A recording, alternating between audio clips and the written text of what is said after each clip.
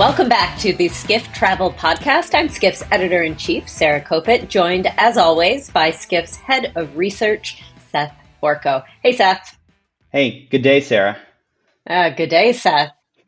That is a little bit of a spoiler, but first, quick reminder before we get started to send any questions or comments that you might have to podcasts@skift.com. And please don't forget to follow or subscribe to this podcast wherever you're listening or watching. And if you really enjoy the show, please rate us 5 stars or leave us a positive review so we can spread the word about the Skift Travel Podcast. So today we're taking a little look at our friends down under, the land of Oz, where it is warm and sunny. Seth, have you ever been to Australia? I have. I right after I graduated from college, before I started my first job, I did like a 3-4 week trip down to Australia, and it was like one of the biggest and best solo trips I ever did. So You went by yourself? Yeah. I went by myself. Yeah. So it was backpacker Seth, a different version of me, but it was a lot of fun seeing the Australia coast. Oh man. So I've been there. Have you been? Yeah. So I went. I had a completely different experience though. It was like the mid 90s and I was 16 and I think I pouted for 3 weeks as I was dragged to Australia very kindly for like a lovely vacation with my family. And all I wanted to do was to, be back home with my friends. But it is kind of interesting how we got there. And this is for all of the AV nerds out there. I do not think they do this anymore. I don't know, Seth, you correct me if I'm wrong. You fall well into the AV nerd camp. This was back when they used to do air wars, like for routes. And so I grew up near Detroit. And so we saw it like in the newspaper that if you bought a ticket to Australia from Detroit in like the next 48 hours or something crazy like that, you could get like insane, like $100 ticket or something crazy like that. So my parents did it and we flew. So they did it with 3 kids. I was the oldest. We flew from Detroit to Boston, Boston to Japan, Japan to Sydney. No way. Yes. And it took like 36 hours round trip or 36 hours each way. And like this probably contributed a little bit to my pouting, but the one thing that I distinctly remember from that vacation is the way that the jet lag worked was that like after too many consecutive days of the children not wanting to be there, my parents were just like, fine, you guys stay in bed all day. We're going out.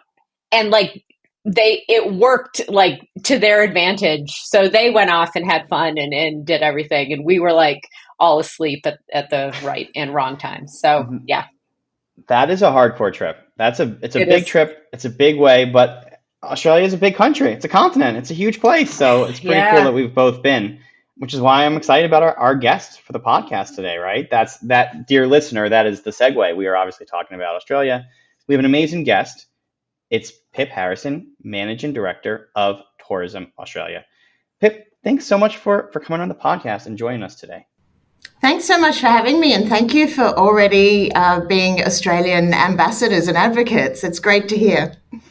I tried to find, I called my mother. I tried to find the picture of me with the hat holding the koala, which I have somewhere, but nobody can find it.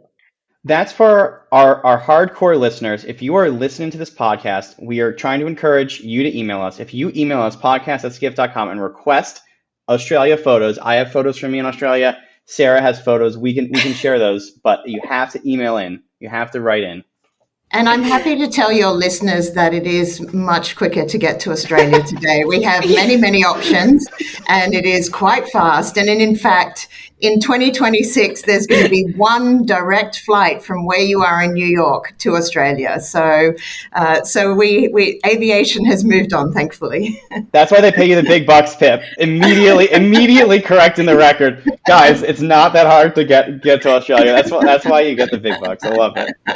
So 16-year-olds everywhere, put a smile on your face and go to Australia. Yes. So speaking of which, how big is tourism today in Australia? Like, how big is it to the Aussie economy? You guys are quite far away from almost everybody, right? We like to think that that adds to our charm and our uniqueness. But tourism is incredibly important to Australia. It's such a big economic driver. So it is our number one service export. It's our number four overall export. And you know that we're a big country of exporters. So it's incredibly important. It's worth about $177 billion to the Australian economy. And it employs so many people. So 1 in 13 jobs are in and around tourism, and about 300,000 businesses, which is a lot when you think we're just a small nation of 27 million people. Yeah. Yeah. So like moving into, we're almost, I don't know, we're halfway through this decade already. What are the plans for Australia's tourism industry as we head into like 2030, which will be right around the corner? Yeah, so we're looking at economic growth. So we're looking it's very nice round numbers. We're looking to get to 230 billion by 2030, which is our economic goal. But I would say that, as we grow our tourism industry, it's not just economic success that we're looking for. We're looking to sustainably grow. So, we learn lessons from tourism around the world and how that's playing out. We want to make sure that as we grow sustainably, that we have the social license to operate in all of the communities around Australia, and that we continue to be that welcoming country that really does, make sure that people have a great time, but also leaves a low impact on the communities that are there. So that's what we're turning our attention to now: is how do we continue to grow, and how do we grow that sustainably? You mentioned, having a bit of that social contract with, the people in the country. Do you have any problems with over tourism in different parts of Australia, like we see in Europe in the summertime? Look, I think it's interesting. We watch what goes on around the world, and I've got to say that, we do, touch wood, we don't have an over tourism problem in Australia. Australia is about the size of the United States, about the size of Europe, so it's a huge country. We're very spread out, albeit mainly along the coastline. We don't have a problem with over tourism at this point in time. Sometimes there's some pinch points around busy times of year, but a lot of that is just around infrastructure solves. And so, we do really offer a little bit of an antidote to, people wanting wide open spaces. You can even be on a city beach and be the only one on it. Maybe not Bondi Beach, but, there are beaches all around our capital cities, and you can just be on a beach with nobody there still in this day and age. It's a pretty special place. Of course, the point of Bondi Beach is not to be alone. It's to see and be seen, right? I mean, you got to. Right. It wouldn't be the same if you were by yourself. You got it. So you said right now your visitor economy is like 170 something billion, right? 177 billion, you said? That's right, yeah. You want to get to 230. So just quick math, $40 billion of growth in the next 5 years. Where's that going to come from? Is it Asia? Is it the United States? How, I know you have a very strong ties with Asia. How does that play into your strategy? Yeah, look, I would say, we look at our trends like you do. And thank you so much, by the way, for the work that Skift does. It's really important for us to keep a forward look on what's happening with tourism around the world. And we certainly look to you guys a lot. But one of the things that we do know is that, the Asian century for Australia is continuing. So Tourism Australia works in the 15 markets around the world that offer the best opportunity for inbound travel, and that is they offer about 80% of visitation to Australia. So we're in the right 15 markets. We've always had quite a spread there. But what we found is that Asian markets, because of their proximity, they're just one short flight away, and Sarah, I'm sure you appreciate that, are growing much faster than Western markets are. So Western markets are still growing. They're still incredibly important to us and to our industry, and we have a heavy focus on them. But the Asian markets are growing faster. So from 2010 to 2019, Asian markets grew 3 times as fast as Western markets did. And a lot of that was fueled by just the growth of China that a lot of destinations around the world saw. But we are going to see continued growth from China, from Korea, from Japan, from Southeast Asia. We're very close to Southeast Asia. And with more and more narrow-bodied, long-range aircraft coming on, there's going to be many more aviation connections, and that really does help build visitation. So we will continue to maintain our balanced portfolio, but we are seeing that Asia is continuing to grow and grow. Since you've called me out as an av geek, Sarah, I feel compelled. I think the narrow body is the A321 XLR is what we're getting excited about and how it's going to change. I had a couple of follow-up questions on that Asian century, Pip, if you're okay. I think sure. We know that Asia was slow to recover from the pandemic. Have you seen in your source markets, a pandemic recovery, or is that still underway? It's still underway for many countries. Some we've seen that they've way surpassed their pre-pandemic numbers. So India, for example, has way surpassed its numbers. And again, that's a lot of that is driven by aviation, because we've got 3 times the amount of direct aviation that we had previously. But it's also just a growing economy. We have strong economic ties. We have strong immigration ties as well. So India is certainly one to watch. What we are seeing, though, is that the China market has not come back in any to the levels that it was, and we don't anticipate that will come back for some time. And so we're seeing that the groups market is not coming back. People, and we saw this with a lot of countries around the world, as they reopened, they stayed a lot closer to home. So so we're seeing that with China as well. There's a lot of intra-Asia travel, but not a lot of long-haul travel. But we are getting a very different sort of Chinese traveler now, very free and independent, very adventurous, dispersing across Australia, which we love because that's very important to us.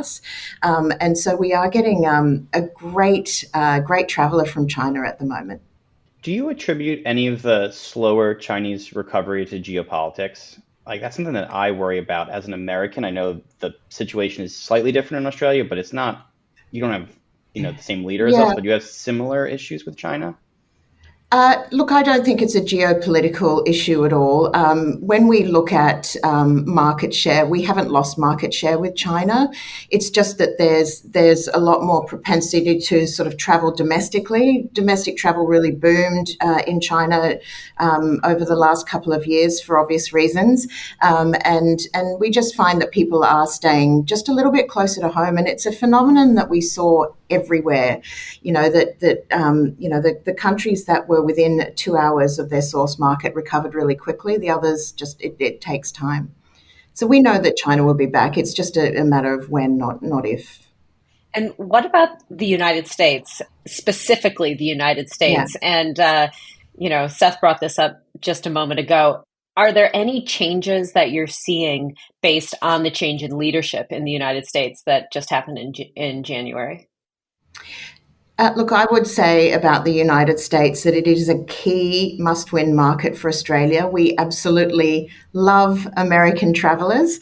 They're high-yielding, they spend a lot, they disperse across the country, again, very important to us. And so we have not seen a change in that, so far. So, and we don't anticipate to. I think people-to-people ties, the strength of our relationships, regardless of what's going on in a geopolitical level, it doesn't seem to affect us.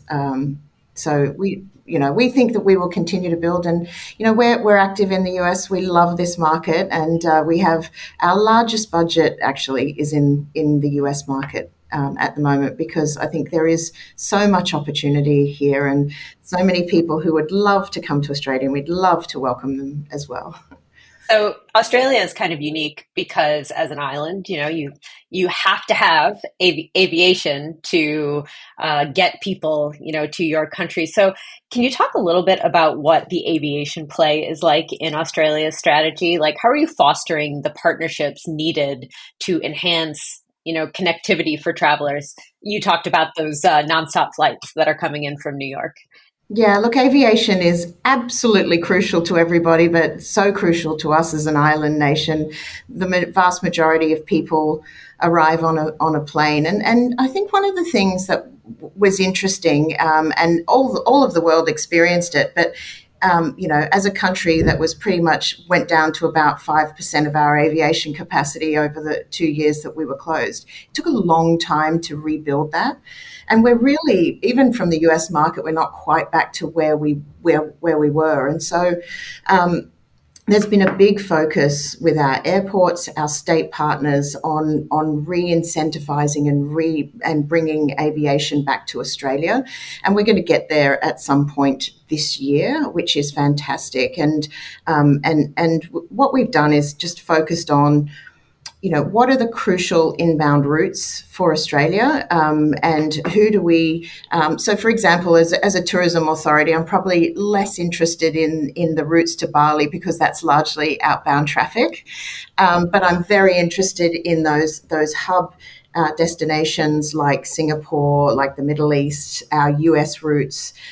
Really, really important to reestablish those. Our Chinese carriers, our Japanese carriers. So we've been very strategic in focusing on stimulating and getting those carriers to reestablish their routes, and we're pretty much there. And now we're looking at the future and looking at the opportunity that some of these ultra long haul aircraft offer Australia. And there's some really exciting stuff coming up. And I mentioned it before, but I'll mention it again because it is, I think, a real game changer for the distance perception of Australia.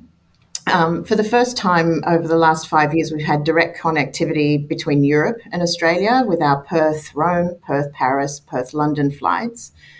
But with the Project Sunrise and the new aircraft that are coming on, we're going to have Sydney-New York and Sydney-London as a possibility in one single flight. It's a long flight, but it'll get you there without having to change planes. So it's pretty exciting, and we think this is going to be quite a game changer for visitation to Australia and also the perception of the distance of Australia. I don't know the answer to this question. I'm asking, are you involved in like subsidizing those long haul flights, or is that Qantas making a commercial decision, or are you able to support that and make that happen? So that is something that is driven by our airports as the commercial partners of the airlines, and then the state governments come in behind the airports and help with those stimulus packages. So there's been a lot of that going on at that level. As the federal agency or the national agency, where we come in is we work with those airlines to stimulate demand in those markets. So if there's a new flight that goes to, say, Chicago, we will do some activity in Chicago and make sure that we stimulate the inbound portion of that flight. So once Project Sunrise goes live, I'll look for some ads on the subway. We'll get the nonstop flights for the New Yorkers. You aren't going to be able to walk down a street in New York without seeing it. There we go. Well, actually, that's what I wanted to ask. That's a great segue to my next question, which is actually about your advertising and your presence in the United States. I remember before the pandemic in 2018, you bought a Super Bowl ad. It was all about Crocodile Dundee. You had Chris Hemsworth. You had some really powerful Australians. Is that, I guess there's sort of two questions. I'm sort of asking for an update on your marketing strategy, and I'm sort of asking too, is Crocodile Dundee still the vibe you're going for Australia? And how has that shifted in your messaging? Look, I think the spoof on Crocodile Dundee was just a Super Bowl moment, and trying to get the attention of Americans at a very busy time. And we know from our research that Crocodile Dundee is still really well known in this market. So that was that moment in time. But what I can tell you is that the welcoming nature, the come and say good day of the Paul Hogan campaigns is something that is really appealing to international audiences. They love the fact that Australians are so welcoming to them when they come to Australia. And so our proposition is this unique land with epic landscapes, unusual animals, all those sorts of things, combined with the welcoming nature of Australians. And Australians absolutely love visitors. We so want people who come and visit us to go away loving their time here. So you will find that that is kind of our secret sauce and what we lean into. And that's what we're leaning into with our Come and Say G'day campaign. So it's let's just say it's an evolved version of that sentiment, but something that we very much do lean into, because the world is a divisive place, and we want people to know that when they come to Australia, it's going to be warm, welcoming, inclusive, and they're going to have a great holiday as well. So that's our premise, and that's what we're focusing on. And it's characterised by a little animated kangaroo called Ruby, who's a bit cheeky and very welcoming. So you're going to see more of that. We're just working on the second iteration of that campaign, which will be launched in this market later this year. You might know the answer to this, Pip. I do not, but there's something about the Australian accent to the American ear that is also just so charming. My children have set all of our Alexas around the house to speak in an Australian accent. Oh, wow. Because they enjoy it. You can do that. You can do it to whatever accent you want, and they have chosen the Australian accent. I love that. Is that because of Bluey as well? I was going to ask, is there a Bluey connection?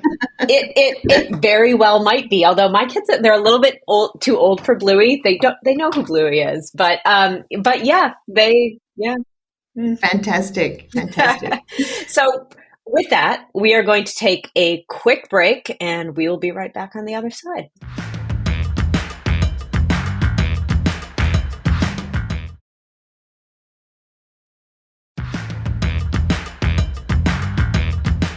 Welcome back to the Skift Travel Podcast, where we are talking about all things Australia. And Pip, I wanted to talk to you a bit about sports. So I very clearly remember the Sydney Olympics. There's been the Women's World Cup. I'm curious what aspect sport really plays in Australia, and how are you really thinking about using that to drive forward the sports tourism economy leading up to 2032? Mm-hmm.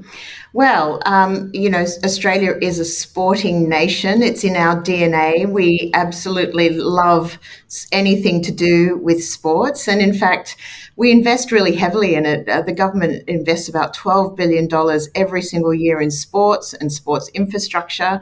And again, it's a big employer in Australia. So it employs about 220,000 people. So sports is a big part of who we are. We love having a bit of banter with our competitors on the field, and we love going and having a beer with them in the pub afterwards. So that's our kind of philosophy. But sort of turning back to the business side of things, when we had the Olympics in Sydney in 2000. We saw just an incredible moment, not just for our country, but also for our tourism economy. And it really supercharged our economy by about 10 years, our visitor economy. And you can see in our long-term stats that, we saw an enormous bump, not in 2000, there's a lot of visitation there, but in the 2 or 3 years after that. So we are looking at that opportunity again, because we've got the Olympics coming after LA to Brisbane in 2032, or Southeast Queensland, I should say. It's not officially the Bris Vegas Olympics. That's not how you're branding. It's not. I'm sorry. No, it's. I have to remind everyone. It's Southeast Queensland won it, not Brisbane. But Brisbane will be a key player in all of it.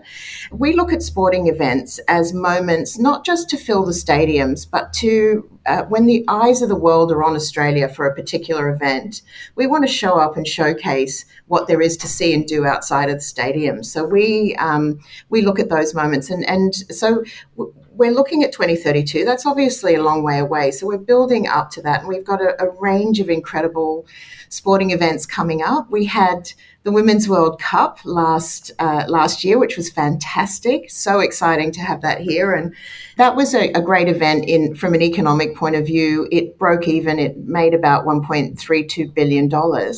But what was really exciting for us as a tourism agency is that 2 billion eyes were on Australia at that moment, and we made sure that we showed up and showcased Australia in a really great way, and we're benefiting from that right at the moment. Is women's basketball taking off there like it is here in the United States? Not to the same extent, to the same extent. Though I will say, it's really all about soccer, and in fact, women's and in Australia, it's about women's rugby as well. Not as much basketball. But maybe it's coming. We follow in those trends. So, well, rugby. After this last Olympics, women's rugby has kind of had a bit of a moment here in the U.S. too. So, sports is amazing for so many different reasons. It was beautiful. The Matildas were just national heroes, and it was the first time we've ever seen little boys running around with Sam Kerr on their sweater instead of a boy's name. It was a beautiful moment, actually. And what else? You have F1, is that correct? Is that coming too? That's a slightly different audience. So we have a lot of year-round events. So we've got, and people are traveling more and more for these events. So we've got the F1. We've also got the Australian Open in Melbourne, and that keeps going from strength to strength. In fact, 10% of that audience is international, which is quite a lot when you think about it. About 100,000 international visitors come for that event. And other year-round events that we've got that really drive visitation are the Sydney Marathon, which this year just became a major. So we're very excited about the opportunities around that. We've got sailing competitions, all sorts of things that are really driving visitation at a certain time of year, which is fantastic. Do you distinguish between an event like you just said, like the Australia Open, which is what we would call like live tourism, where people are visiting for the event, versus the Olympics, where, like you said, there's a bit of a delayed gratification. It's kind of a brand. It's more of a brand moment. Like, do you think about those two things separately, or are they all the same? We do. Sport and bucket? I think the participation one is about driving visitation to that particular event. The viewer, the ones where you're viewing it, are more about the opportunities that we have through broadcast. Can I mean, apropos of nothing, I don't have the experience. Can I make a suggestion? I'm open to everything. Feedback is a gift, Seth. How are we gonna market Aussie rules football? How are we gonna get people to visit the Sydney Swans more frequently? I'm going to put that to my marketing team and say, how are we going to get Aussie rules out there? Because it's a great game. It's a really great game. This is genuine feedback. That one of the things I remember the single most about my 3 weeks. I spent over 3 weeks in Australia, and there's only, it was 10 years ago. I still remember going to see the Sydney Swans, going to an Aussie rules game. So It was a very memorable moment for me. I think it was very authentically Australian. I have to say, I don't know what the Sydney Swans are. Please tell me. It's AFL. It's Australian football. So it's a different type. But do you know what we are doing though? We do have the NFL is coming to Australia. I don't know whether that's hit your radar yet, but it's the first time that there is an in-season game being played in Melbourne in 2026, and the LA Rams are the first team that's been announced to do that. So there is a lot of cross-pollination between our sporting codes. So maybe that bodes well for AFL, Seth. I don't know. That's really cool. Yeah, that is really cool. Yeah, it'll probably be another West Coast team. That would be my guess.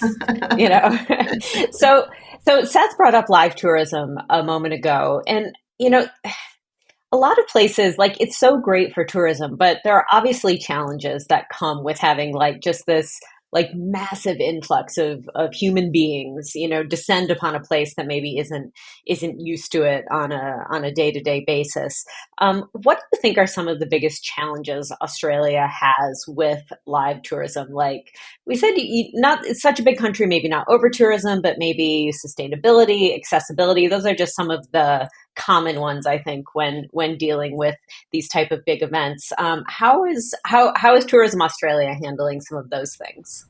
Yeah, look, I guess with our live events, we, in the bigger cities where they usually are, we can absorb them pretty easily. So, I think the most recent one was Taylor Swift was an incredible phenomenon, and had her biggest show ever in Melbourne, and the city absorbed that pretty easily because we do have the capacity there. So it's really about we make sure that where we hold the events, we can handle that, and I think we do a pretty good job of doing that. But you touched on a couple of big topics there around live tourism, which actually extends to tourism completely, which is around the sustainability piece and also accessibility. So I'm happy to address those if that's of interest. Yeah, absolutely. I think sustainability is something that we spend a lot of time thinking about. It's, we are a distant country. There's a carbon footprint to get to Australia. And obviously the aviation industry is working really hard to solve that. And we know that at some point they will solve that. But what we focus on is what we can change or what we can influence. And for us, that's around all of the incredible work that our industry is doing to try and be more sustainable. And, we have incredible take up across our industry of, all of those businesses really working hard to lighten their footprint. It's really important to them to make sure that they maintain the incredibly beautiful environment that they're so blessed to live in. That is the reason that people come and visit them. So as a tourism organisation, what we do is we educate our industry and advocate for the stories and give them a platform to talk about what they're doing. And you'll find that, our industry is incredibly sustainable. We've done some great work around that. And nationally, we've signed up to a sustainability framework across all of our states and territories, and there is a whole body of work that will sort of underpin the good work that the industry is doing. And then in the accessibility space, again, a massive business opportunity. 1 in 5 people have different abilities and needs when they travel, and we're talking to our industry about what this means. And we've actually signed up Dylan Alcott, who's one of our Olympians. He played wheelchair basketball. He's launched an initiative in Australia called Shift 20. And that is asking people, because 1 in 20 people have different needs, asking us to be more representative of that in our marketing. And we have signed up to that, and that's what we're doing at the moment. It's wonderful initiatives and it's important work. And I on a somewhat related note, I actually want to ask you about, I don't know if it's somewhat related, but I want to ask about Indigenous tourism and the Aboriginal people of Australia. Again, back to tie everything, to give the personal anecdotes. I remember going out to Alice Springs, and we went to Uluru and Ayers Rock, and there wasn't a real big Indigenous presence in Sydney or Melbourne. There was very much more so in Alice Springs, and certainly at Uluru, which is very sacred to the Aboriginal people. I mean, what can you do as a tourism marketing agency to really spotlight, like make those stories and that community more accessible and maybe bring economic opportunity? Because I feel like it's not quite, I don't want to use the word monetized, that feels too transactional, but I don't know if it's as front and center as it could be. Look, thank you, Seth. That's a great question, and again, just a huge focus for us as a tourism body. Our Indigenous culture, our Aboriginal and Torres Strait Islanders are the oldest living culture on Earth, a continuous living culture on Earth. And so 60,000 years of connection to our land and our sea. And they have an incredible story to tell. They're the first storytellers of Australia. And, there's a big move towards reconciliation across Australia. But from a tourism point of view, we know that people are really interested in our Indigenous culture, and it's something that makes us unique and sets us apart. And what you'll find, I hope that you find this when you go back to Australia, is that we've really come a long way in our tourism offering of Aboriginal and Torres Strait Islander experiences. And there's a reason for that, and that is because there's so many more Aboriginal people entering the industry and actually running their own businesses and connecting people to their country and telling their story in a really different and authentic way.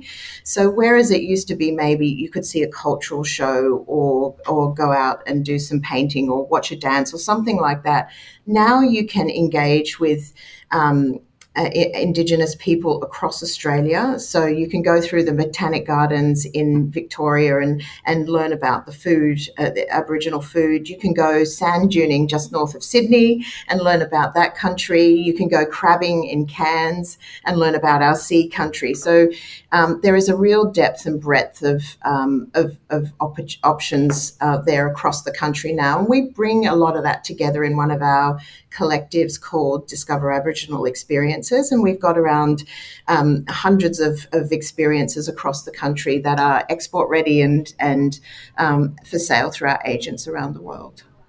Just shows how much tourism does touch all the economies and all the jobs and small businesses, and just what a force it is as a pure play economic engine across society.